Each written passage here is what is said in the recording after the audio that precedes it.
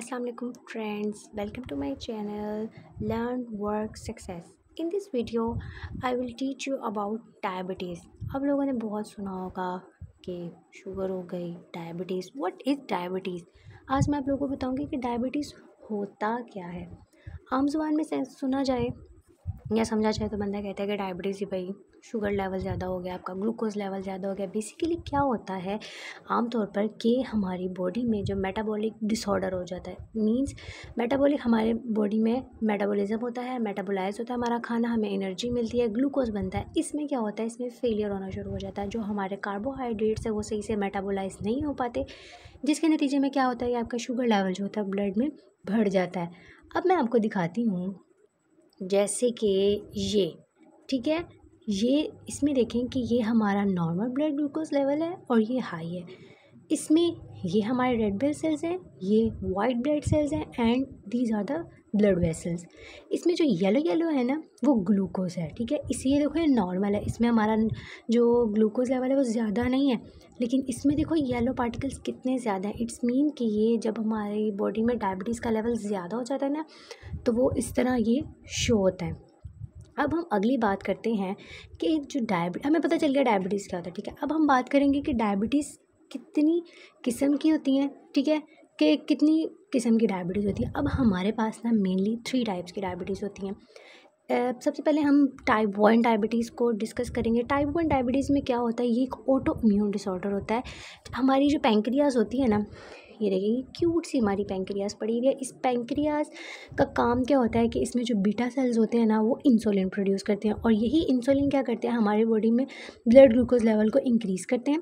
ठीक है, इसमें क्या होता है कि ये ऑटो इम्यून डिसऑर्डर हो जाता है, जिसके नतीजे में क्या होता है कि जो हमारे पैंक्रियाज में जो बीटा सेल्स हैं वो एबनॉर्मली प्रोड्यूस करी जाते हैं, ग्लूकोज करी जाते हैं. ये देखें, ये हमारा स्टमक है, स्टमक में फूड गया, उसमें से ग्लूकोज निकली, ब्लड में गई.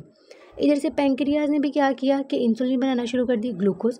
अब ग्लूकोज जा ही जा रहा है. ये जो ग्लूकोज है ना जो हमारे स्टमक से गया, अगर ये मसल्स और ऑर्गन में नहीं जा रहा ना, ठीक है, और यहाँ से भी ऑटो इम्यूनली आई जा रहा है, इससे क्या होगा कि ब्लड में बहुत ज़्यादा, जिसे कहते हैं ना, ग्लूकोज जमा हो जाता है. जो दूसरा है वो है टाइप 2. टाइप 2 क्या होता है, इंसुलिन रेजिस्टेंस की वजह से. अच्छा, ये जो होता है ना टाइप 1, ये मेनली बच्चों में होता है. ठीक है, मतलब बाय बर्थ ये इशू होता है. अब जो टाइप 2 डायबिटीज़ है ना, इसमें क्या होता है कि इंसुलिन रेजिस्टेंस पैदा हो जाता है, यानी कि इंसुलिन सही से आ रही है लेकिन ये किसी रेजिस्टेंस की वजह से वो प्रॉपरली नहीं जा पाती. इंसुलिन रेजिस्टेंस हो जाता है. ठीक है, ये देखें, ये प्रॉपर एक बैरियर है जिसमें ग्लूकोज का अपटेक हो रहा है, ग्लूकोज के पार्टिकल अंदर जा रहे हैं. ठीक है, अब यहाँ पे आके जहाँ से इंसुलिन रिसेप्टर है ना, यहाँ पे इंसुलिन रेजिस्टेंस बन गया कि इंसुलिन के आ तो नहीं है, मतलब पैंक्रियाज बना के भेजी जा रहा है, लेकिन इंसुलिन यहाँ पे आके कहीं ना फंस गई है. ठीक है, जिसकी वजह से रिसेप्टर ने ब्लॉकेज कर दी है, इंसुलिन रेजिस्टेंस बन गया, जिसकी वजह से क्या होगा कि ऑटोमेटिकली आपकी जो बॉडी है उसमें इंसुलिन ज़्यादा, ग्लूकोज लेवल ज़्यादा हो जाएगा. इंसुलिन ज़्यादा है मतलब ब्लड ग्लूकोज लेवल ज़्यादा. तीसरी जो होती है ना, जिसे हम मेनली कहते हैं गेस्टेशनल डायबिटीज़. गेस्टेशनल डायबिटीज़ जो होती है ना, ये वुमेंस में होती है. इसमें वुमेन को पहले से डायबिटीज़ नहीं होती, लेकिन ड्यूरिंग प्रेगनेंसी उनका जो ब्लड शुगर लेवल होता है ना वो बढ़ जाता है. ठीक है, अब ये क्या होता है, ये इसके जो मोस्टली सिम्टम्स आते हैं ना, ये ओबेसिटी की वजह से, मोटापे की वजह से, क्या मोस्टली जिनको सिजेरियन होता है. अच्छा, जो अब इनमें जो सिम्टम्स आएंगे जो इन फीमेल्स में, वो क्या होंगे, उन्हें बहुत ज़्यादा प्यास लगेगी. ठीक है, और उन्हें इंसुलिन इंजेक्शन लगवाने पड़ेंगे, उन्हें बहुत ज़्यादा यूरिनेशन होगी, सेरेब्रल पाल्सी की तरफ जाएंगे. मार्कोसोमिया होता है कि पेट जो होता है ना, एबनॉर्मली एम्ब्रियो का साइज़ ना आपका बढ़ना शुरू हो जाता है. अब जो रिस्क फैक्टर की बात करें तो जो रिस्क फैक्टर इसके आते हैं ना, कि हमारे ना 2 किस्म के रिस्क फैक्टर होते हैं. कि अब डायबिटीज़ तो हो गई है, उसको हमने ठीक किस तरह करना है. मॉडिफिएबल रिस्क फैक्टर में होगा कि अगर कोई बंदा ओबीस है उसको हम उसका लाइफस्टाइल बेहतर करेंगे. ठीक है, फिजिकल इनएक्टिव है उसको एक्टिव करवाएंगे, भाई तुम एक्सरसाइज वगैरह करो. अनहेल्दी डाइट खाता है तो हेल्दी डाइट देंगे. नॉन मॉडिफिएबल रिस्क फैक्टर्स होंगे उसकी एज, फैमिली हिस्ट्री और एथेंटिसिटी मतलब कि उसकी एक ट्रेडिशनल में आता जा रहा है, उसकी फैमिली हिस्ट्री में है तो हम वो चेंज नहीं कर सकते, और एज में मैटर करती है. Suppose this if a people over 40 हम कुछ नहीं कर सकते. सेडेंटरी लाइफस्टाइल है उसको हम चेंज कर सकते हैं. ओवरवेट पीपल है इसको चेंज कर सकते हैं. जेनेटिक हेरिटेंस में बहुत दफ़ा जो होता है ना डायबिटीज़ वो जेनेटिकली होती है. अनहेल्दी लाइफस्टाइल को बेहतर कर सकते हैं। बैड इकोलॉजी, अगर इकोसिस्टम बुरा है उसका, इस तरह की उसकी इन्वायरमेंट है कि ये बढ़ रही है। दूसरा उसके बाद कॉम्प्लिकेशंस के, डायबिटीज़ की वजह से किस तरह की कॉम्प्लिकेशंस आ सकती हैं। दो तरह की कॉम्प्लिकेशंस आ सकती है, माइक्रोवेस्कुलर एंड मैक्रोवेस्कुलर। माइक्रोवेस्कुलर यानी कि छोटे वेसल्स पे, मैक्रो बड़े। माइक्रोवेस्कुलर रेटिनोपैथी हो जाती है। रेटिनोपैथी में आता है, ये देखें जैसे कि ये क्या हो, देखें इसको ब्लाइंडनेस हो सकती है। न्यूरोपैथी हो सकता है भाई, मेंटली इश्यू होगा। पेरिफेरल न्यूरोपैथी होगा यानी कि उसकी जो राइट साइड होगी या लेफ़्ट साइड होगी वो पैरालाइज हो जाएगी। अब मैक्रोवेस्कुलर कॉम्प्लिकेशंस की बात करें तो उसको कार्डियोवेस्कुलर डिजीज़ हो सकती है, स्ट्रोक के इश्यूज़ वगैरह आ सकते हैं, ठीक है।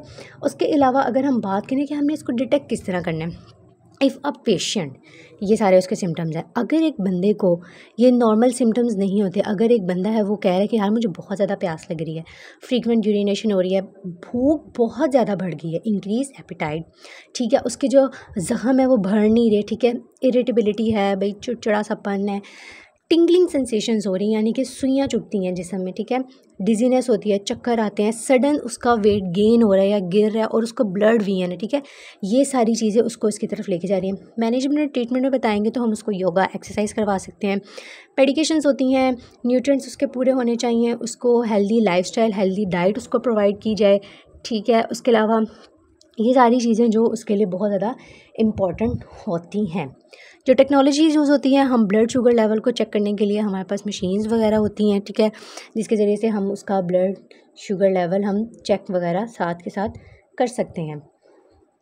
उसके अलावा अगर हम बात करें तो हम ये कह सकते हैं, इसका कंक्लूजन की बात करें तो डायबिटीज़ हमारे वर्ल्ड वाइडली ग्लोबली बहुत ज़्यादा फैल चुकी है और हर बंदे को, जिसे कहते हैं कि आए दिन डायबिटीज़ का ही इशू रहता है बहुत ज़्यादा।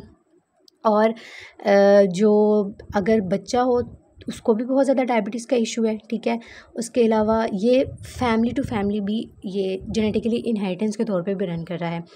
आई होप सो कि आपको मेरी वीडियो बहुत पसंद आई होगी। अगर आप इस तरह की इन्फॉर्मेटिव वीडियोस देखना चाहते हैं तो प्लीज़ मेरे चैनल को सब्सक्राइब करें और बेल आइकन को दबाना मत भूलें। इंशाल्लाह सून मैं आपको इसी तरह वीडियोस अपलोड करती जाऊँगी और बहुत सी इन्फॉर्मेटिव वीडियोस और बहुत से इन्फॉर्मेटिव टॉपिक्स के बारे में बताती रहूँगी। Thank you so much.